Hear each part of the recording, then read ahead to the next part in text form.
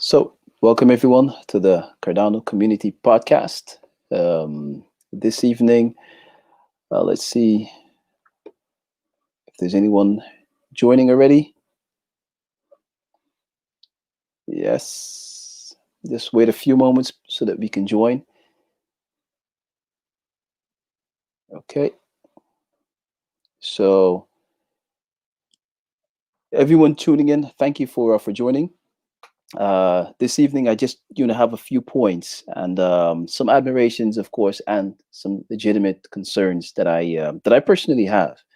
I've been observing, a lot of things happening lately in the Cardano community, and you know, Cardano has one of the greatest communities that there is out there. I've come to know a lot of people in the past almost 3 years that I'm part of this community, and people who I really respect, people who I admire, and people who I really become very, very fond of. So nothing bad to say on that side, definitely. So tonight, there's a couple of things, as I mentioned, that I've some concerns that I have, and I really want to address those to the community. Um, that I feel, and of course, if you have questions, ask them. Feel free to ask. If you're joining in and you have any questions, just feel free to ask.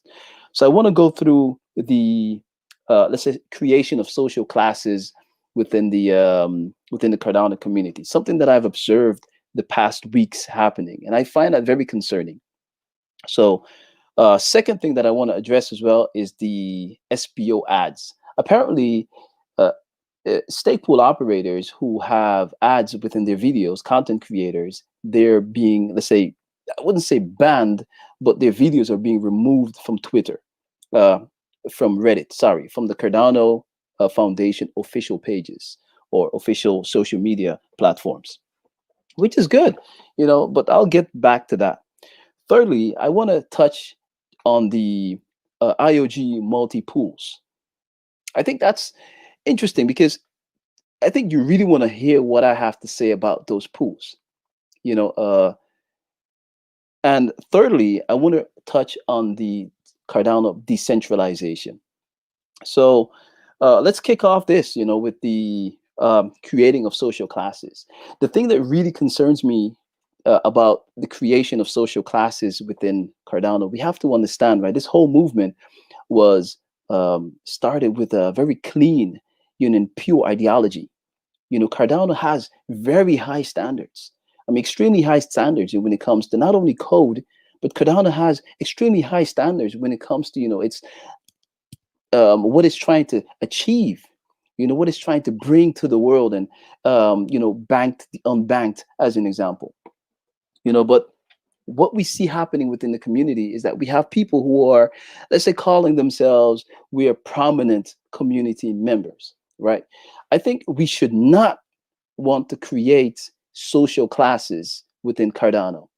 We see this in the old world, whereby we created social classes, to kind of like make a distinguish of the upper class, middle class, lower class, right? And now we're kind of bringing that old system into a new place.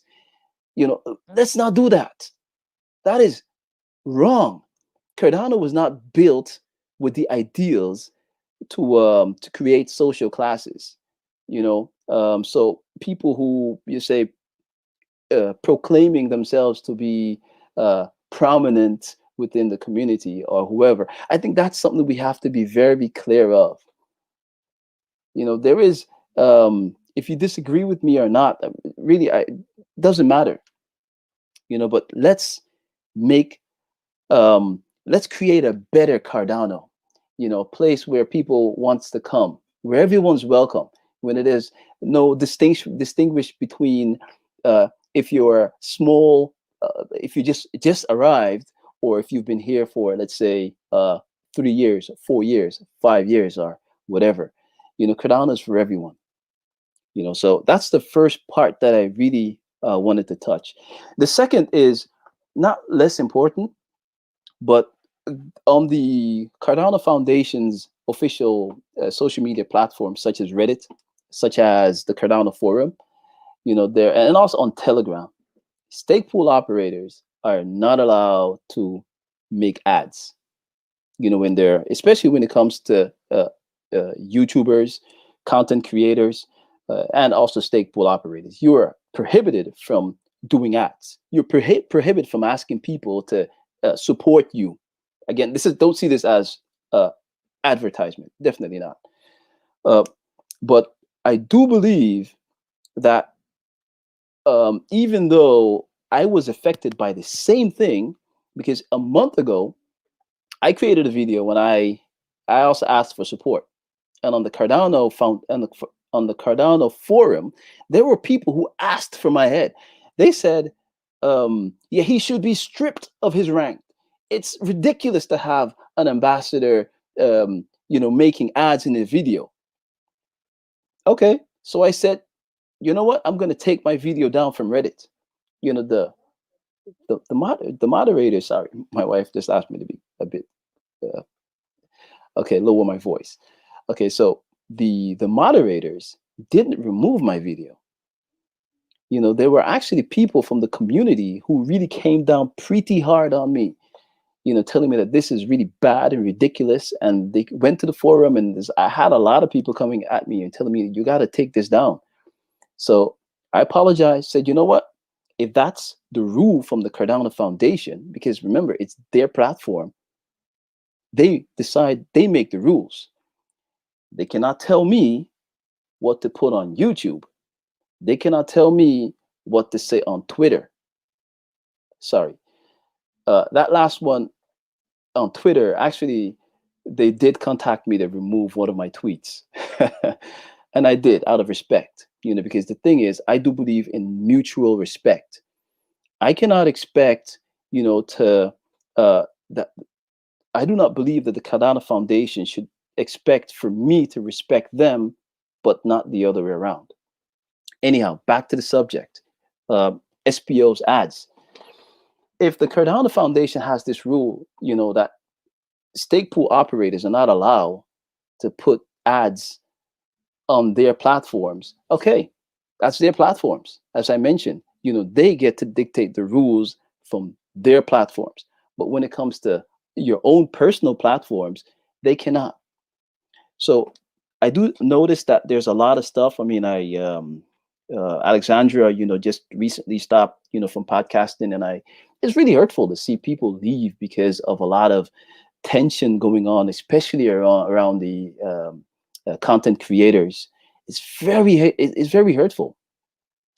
People take this really serious. And I've seen uh, certain YouTubers going to different channel and seeking support, telling people to go to the forum and, get involved in a discussion. Okay, we don't want to be a renegade. Come on.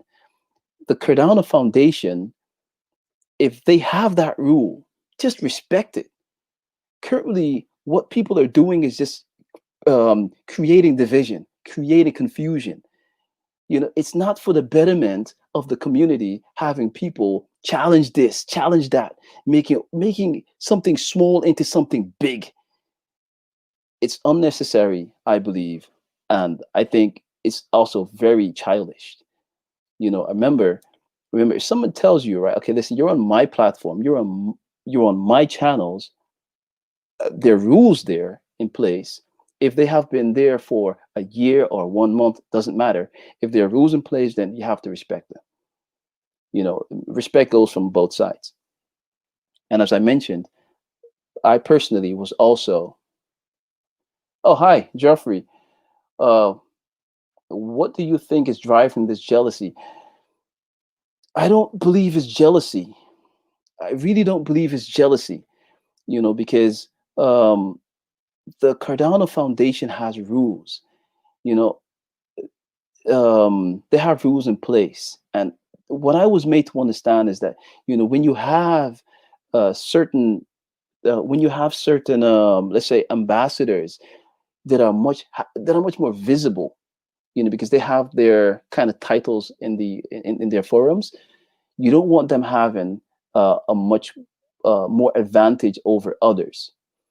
I've spoken to many different community members or SPOs, and they told me, Danish, I would love to make videos, but they're just not vocal as others. Same here. I may look, out of, I may look like a vocal person, but I'm not vocal. Sometimes I stutter over my own words. There are people who are better equipped, to make videos, but in me, I just try to, be honest, with whatever I say, and that's my personal opinion. If you disagree, let me know, definitely. But yeah, I don't think it has to do with jealousy. It's just that if there's rules in place, then we just have to respect them. So Jeffrey, yeah, thank you for that question. Ronnie G, tribalism, schism. You know, um, I'm not sure exactly where you're getting at with that, with this, but yeah, there's definitely a lot of tribalism in crypto. Uh, yeah, I mean, uh, how do you say,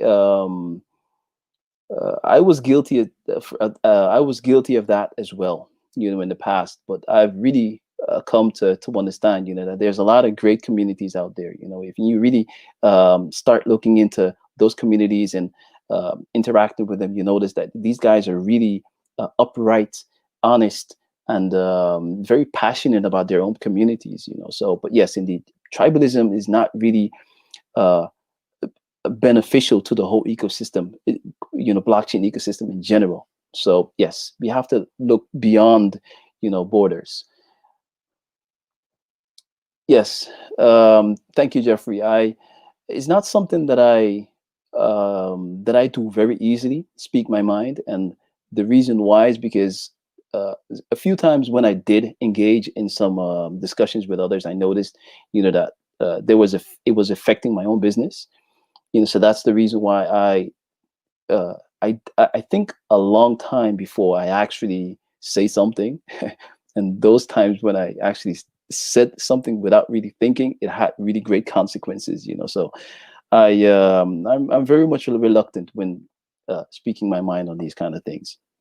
But yes, that's the part about the SPO ads, right? Thirdly, and I think you're going to be I think you'll find this interesting. IOG, there are multiple pools. Okay, as you know, the IOG came out with a blog post I think it was last week, the general perspective on staking. If you haven't read it, I really do recommend you reading it. It is extremely important. Okay, so I've heard a lot of criticism, from stake pool operators and non-stake pool operators, but mainly stake pool operators, about this blog.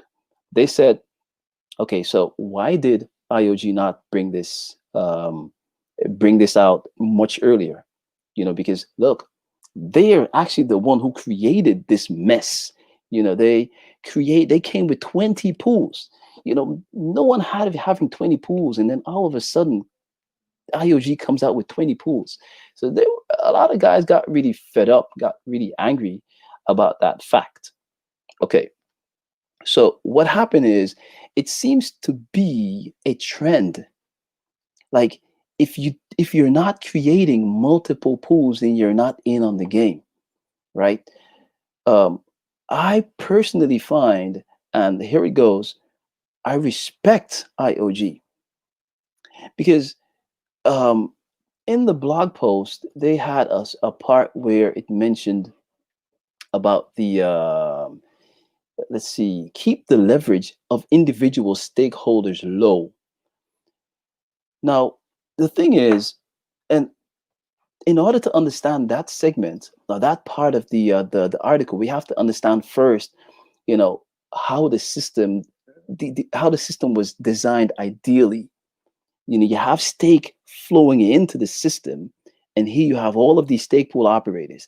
So the stake would be spread out basically, while one pool becomes saturated, then stake moves on to the next, and then each one of them, becoming saturated, and it spreads out, you know, and that's how basically, Cardano becomes organically decentralized.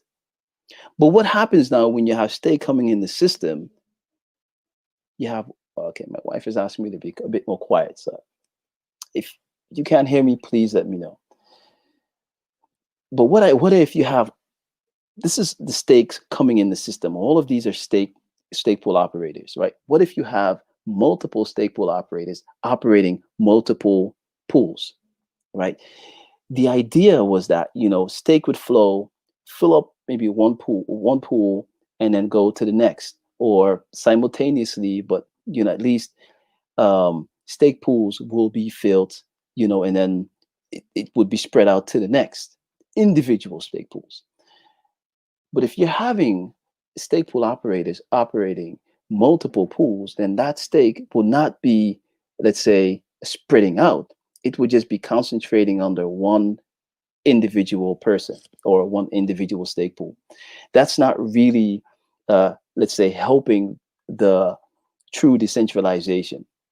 So in the blog post, they mentioned, about the leverage, you know, pooling. Let's see here. Pooling resources leads to increased leverage of some stakeholders.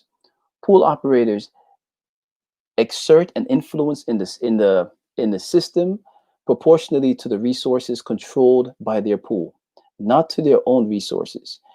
And then they went on and say, about you have the high leverage and the low leverage. You have to be very mindful of those operators who are kind of like, let's say, operating multiple pools.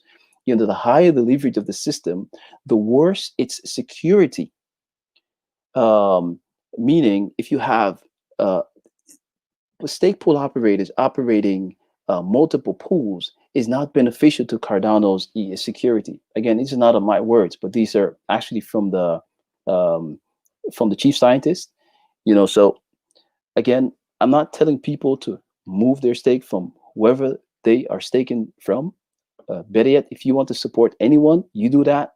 But if you're really looking for honest and unbiased advice, I would suggest you really read that blog post from IOG. Okay, so my take on the IOG pools. I actually respect them. They started out, realize, hey, what they're doing is actually causing a lot of havoc, a lot of confusion within the ecosystem. So we have to do something about that. So they decided actually to retire 19 of their 20 pools and only keep one. And I respect that. I respect that very much. It's not easy to say, okay, actually we made a mistake. We made a mistake, and come back on that. Now I'm curious as to what other operators who have been uh, operating multiple pools will do. Will they actually follow this example or not? Okay, so you have a lot of stake pool operators who are, they say we are really genuinely concerned, about Cardano's decentralization, right? I'm not saying they're not, but the fact is, they're running a business, and it's a for-profit business, right? So they're more concerned about earning a profit, because if you're pulling up multiple pools, then there is a reason, there's a rationale, there's a motivation behind doing so. And I have difficulty really believing that it has to do with the a genuine concern about Cardano's decentralization. For my part, no jealousy, but hey, that's just my thought. And yeah, hey boss, hey, welcome, man. One should not be afraid of speaking. Get up, stand up for your right. Yeah, man, boss. You're right. You're right. Thanks a lot. Jeffrey, 1% pool have multiple pools. IOG can as well, I guess. In the beginning, probably good to have IOG control a lot of stake to prevent attacks. Yeah. I agree with you, Jeffrey. I agree with you. And what you see now is that now that the network is over 50% decentralized, it's time to actually retire those pools, because they have been controlling basically that process, right? Making sure that everything is being okay. Now everything seems to be okay. We're on our way, to full decentralization. So there's no need to actually keep all of those pools up. Again, I respect them. I respect them from doing that. They could have kept those pools up. They could have kept those pools up, but they actually decided not to, not to. And I respect that. I'm curious to see if there's any other operators who would actually do that. I mean, if the guy, operating the 1% pool would do such, sure, that would probably be, uh, hopefully, a precedent, for others as well. But perhaps he's less likely to do so, and that's his prerogative. If anyhow, um, another thing that I had on my list to touch is what we see happening is that a lot of stake pool operators are coming down really hard on that guy. So Jeffrey, on that guy who runs that 1% pool, a lot of them are saying, yeah, it's ridiculous, and he must be out, to perform some sort of a civil attack. I spoke to the guy, and as far as I can tell, he has no intention of doing this. He explained to me what his motivation is for creating the extra pools that he did. And I think within the channels, we can really be hard on the guy, but it takes a lot of effort to really reach out to someone and ask them questions. Perhaps you should do that. Again, I find it wrong of a lot of stake pool operators to get down really hard on him for running all of those pools, when in fact a lot of them are running multiple pools themselves. But it's more like, wait a second, but you're running 20 pools and I'm just running 5, or I'm just running 3 or 4. What's the difference? Are you running multiple pools? Yes, you are. Is he running multiple pools? Yes, he is. Right. So both of you all are running multiple pools? Yes. So, I mean, we have to stop that. I would call it hypocrisy. I mean, both are doing something that's hurtful for the ecosystem. And yes, again, I'm reluctant to speak my mind on these kind of stuff, but I'll say it the way it is. It's hurtful for the ecosystem. And, but again, if you're running a business, just say, I'm running a business. I'm not really truly concerned about Cardano's decentralization, or I am partially, but my business comes first, right? Because there's money to be earned. Just be honest. Yeah, I think people would respect you for being honest than just leading them around the bush, or being very creative in whatever you say, or just creating diversions so that people don't really see the truth. Okay, hey Jeffrey, thanks man, you're pretty active. Thanks. Probably not. The system has it to be designed around human greed. Yeah, it needs to harness greed for good. What exactly do you mean by that, Jeffrey? I know there's a lot of discussion going on behind the scenes in different channels, and people are saying, hey, IOG should actually design the system to prohibit people from creating multiple pools. I think that's very hard. How are you going to do that? I mean, I can basically, how do you say, um, I can, I have a bare metal, server. One person can say I have a bare metal server. The other person can say, hey, I have 2 at home. I have a VPS here. I have a VPS there. It's not. It's very difficult. You can't prevent that from happening. I don't think there's I don't think we have the level of technology to even stop something like that from happening. But indeed, when I I do believe that when designing the system, they did do a lot of simulations and a lot of game theory, behind of it. But the human factor, I'm con- I'm I did wonder if they actually really considered that. Yeah, because remember, once money comes into play, when people can earn money, they tend to uh, their values, tend to change. So yeah, that's just how I see it. And people can shout from the beginning, wow, they're very idealistic and have all of these great ideas, and wow, great values. But the moment uh, there's money to be earned, and yeah, people tend to change, and that's sad. But yeah, that's just how we are as people, as humans. So yeah, I don't think there's actually anyone excluding from that. That said, hold on a second, Jeffrey. Um, okay, yeah, Jeffrey, you're right. Basically, that you can't count on people to care about anything than making money. The system architecture has to be designed to work even with bad actors. Yes, Jeffrey, actually, you're right, because you have to.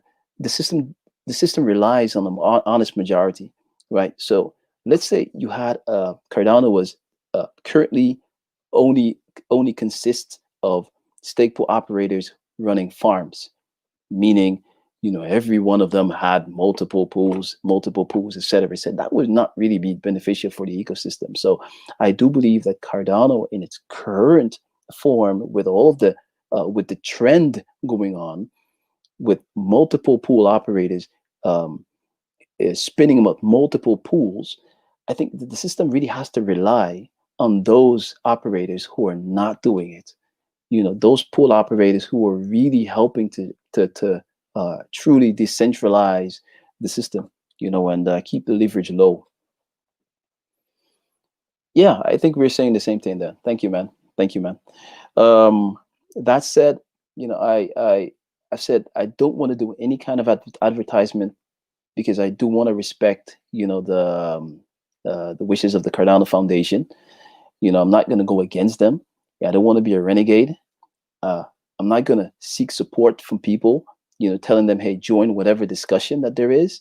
If I would do that, I find that disrespectful. Um, I do believe that everyone should be treated fairly. So if a if a person creates, let's say, videos, place them on the Cardano Foundation's social channels, then they have the right to remove them. So that's just my take. But anyhow, those were the points that I had written down, and I just wanted to yeah, to speak about those this evening. It's those are concerns, and the admiration that I have, from IOG, from retiring those pools. It's not difficult to come back on a decision. To say, okay, wow, we've done something wrong, or it was not the right choice, or our time for doing this has come, so we have to, retire this. The system is working well. Yeah, whatever motivation they may have for doing such. Anyhow, these are thoughts that I've been, really struggling with this past week. The observations that I've made, um, the things that I've seen happening on social media.